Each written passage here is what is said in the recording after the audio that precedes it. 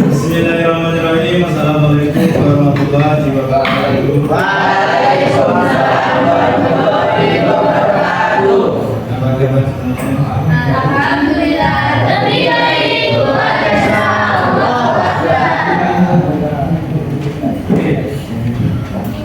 Doa mulanya sekarang di doa dulu. Doa mulai. Bismillahirrahmanirrahim.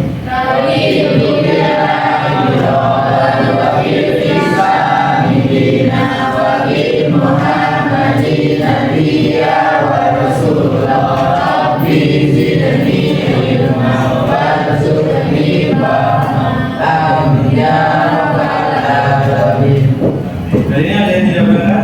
Ada. Siap terlebih dahulu ya. Panitia Dwi Kusuma, Ahmad Rizal, Saiful. Mana di belakang ini? Aulia, Ari, Binsa, Natika, Gavin, Adlan, Faiz, Diki, Sri, Diki gitu ya. Ya, lalu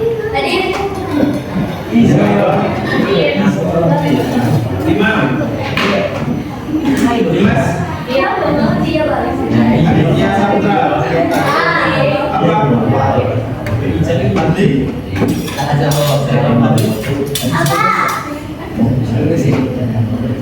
Video, Sehat, Siti, Celia,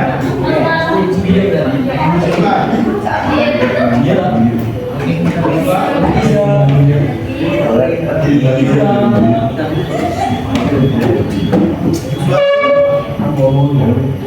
Tidak,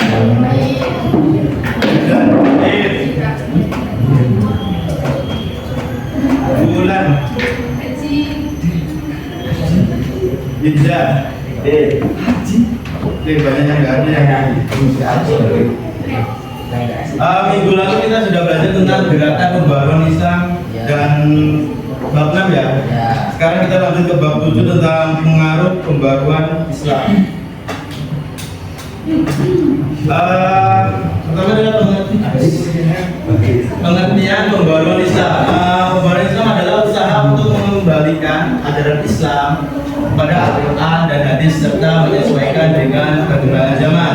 Nah, artinya itu adalah ajaran Islam ini tetap sama, tetapi cara memahami dan menerapkannya menjadi lebih sesuai dengan kondisi zaman sekarang. Yang kayak saya analogi kemarin ya, seperti HP itu, ingat nggak? Gimana? Ya. Nah, gimana? Kita ketika HP itu tidak diupdate, maka apa yang terjadi? Sistemnya itu pasti masih lama, terus aplikasinya masih sama, dan ketinggalan dengan yang lain ya. Sama seperti umat Islam, ketika umat Islam tidak mau belajar, tidak mau berkembang, dan tidak mau mencari ilmu, dia akan tertinggal dengan yang lain. Ketika HP-nya diupdate, HP-nya tetap sama kan? Yang membedakan adalah sistemnya sudah baru, aplikasinya baru, semuanya sudah baru kan? Sama halnya dengan Islam. Islam ini ajaran Islam ini tetap sama, dan ajaran Nabi, Al-Quran dan hadis itu tetap sama. Yang beda itu tentang memahami dan menerapkannya jadi lebih sesuai dengan kondisi zaman sekarang. Paham? Dan adalah pengaruh pembaruan Islam di Indonesia. Pembaruan Islam membawa perubahan dalam berbagai aspek kehidupan umat, yaitu yang pertama itu ada bidang keagamaan. Nah, umat Islam ini mulai meninggalkan praktik seperti tahayul, bidah, dan khurafat. Ada yang tahu tahayul apa? Benar ya? Oke. Jadi tahayul ini seperti kita mempercayai bahwasanya angka ini adalah membawa sial dan angka ini membawa keberuntungan.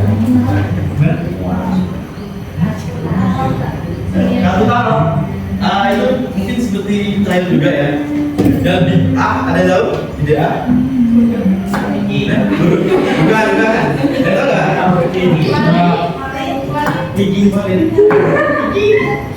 Ya, sering nonton ya mungkin ya Walid ya. Penggemarnya mungkin ya. Jadi dia mengadakan ajaran-ajaran yang tidak ada di zaman Nabi ya. Benar ada suara langsung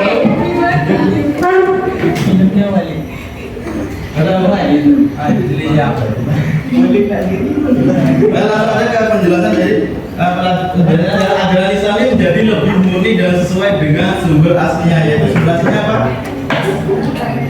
Ya, Al-Quran dan hadis. Alkitab. Kemudian ada dua pola pikir.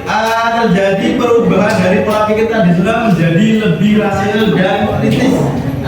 Umat Islam ini tidak hanya mengikuti kebiasaan, tetapi mulai memahami ajaran Islam dengan pemikiran yang logis. Dan ketiga ada bidang pendidikan. Ada yang mau membacakan? Yang ya udah Tiga bidang pendidikan, muncul sekolah dan madrasah modern yang menggabungkan ilmu agama dan ilmu umum. Contohnya MA sebelum MTQ.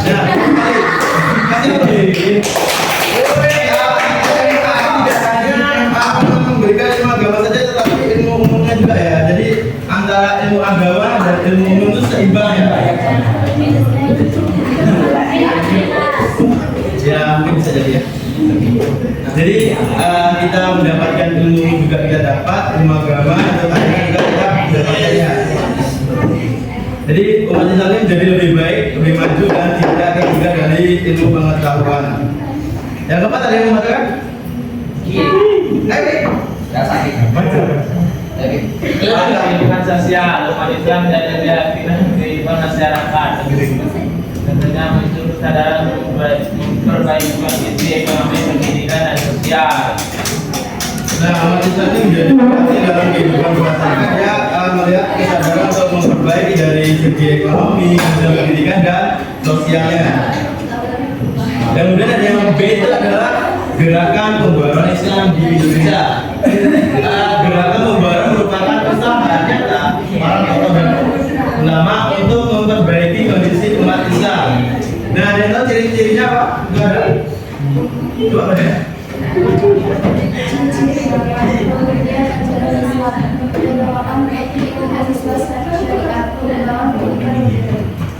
Oke, jadi gerakan ini tidak merubah Islam tetapi memperbaiki cara memahami dan mengamalkannya. Jadi ibaratnya ketika air keruh itu, ketika disaring itu yang jadi ini, yaitulah tadi pemurnian ajaran Islam. Dan sudah ada pengaruh tokoh dunia Islam. Apa yang dibilang? Selalu baca. Yang pengaruh tokoh dunia Islam. Dalam nggak? Pengaruh tokoh dunia Islam ternyata dipengaruhi oleh pemikiran Jamaluddin Al-Hadi, Muhammad Abdul Nasir Ridho. Penjelasan mereka mendorong umat Islam untuk maju dan kembali kepada ajaran yang benar. Nah, jadi jika tokoh ini mendorong umat Islam untuk kembali ke ajaran-ajaran awal, yaitu Al-Quran dan hadis. Kemudian tujuan gerakan. Ya. Nah, Tujuan gerakan memperbaiki kondisi umat, menguatkan keimanan, meningkatkan pendidikan dan kualitas hidup. Gerakan agar Islam hampir selalu tanpa meninggalkan ajaran Islam. Oke. Sampai sini ada yang mau ditanyakan? Tidak.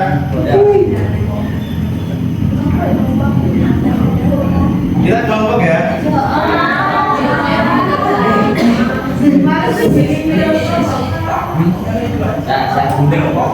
Kita kelompok ya. Jadi pembagian kelompoknya itu mau gimana? Mana ya? Kita aja tadi kemarin aja oke sih kayaknya. Ya, Cak. Dan dari sinilah itu ya, kasihan kita. Kasihan. Nanti kamu Kan ada Bang. Tidak aja Gitu ya. Oke, boleh. Jadi ini kelompok 1, kelompok 2, Nomor 3. si Bintang sampai si Miji. 3. 3. Misalnya 4, 7. Bisa sampai biji. Ya. Barisan Miji sebaris. Gimana juga? Tanaman kita. Kelompoknya itu adalah pertama kelompok 1 itu tentang keagamaan, tentang kebijakan yaitu tentang penjelasannya tentang materi dan contoh dalam kehidupan dan kesimpulan ini adalah untuk misalnya ya kan sini lah. Kemudian yang kedua saya adalah pola pikir, yaitu penjelasan juga sama ini membahas tentang penjelasan materi contoh dalam kehidupan dan 3 kemudian yang 3 dan seterusnya sama saja bisa dipahami? Oke, baiklah itu tadi materi yang bisa kakak sampaikan pada hari ini. Ada yang dapat disimpulkan dari materi kita? Ada? Siapa?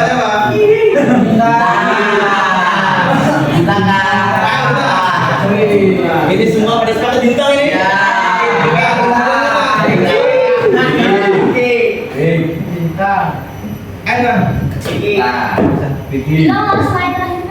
Nah, pembaruan Islamisme membawa perubahan besar dalam pola pikir pendidikan dan lingkungan sosial.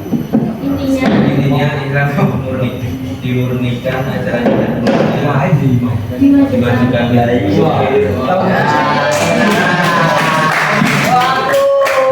setuju dengan kesimpulannya bintang? Oke, baiklah itu tadi materi yang bisa saya sampaikan. Kurang lebihnya saya mohon maaf. Saya akhiri. Assalamualaikum warahmatullahi wabarakatuh.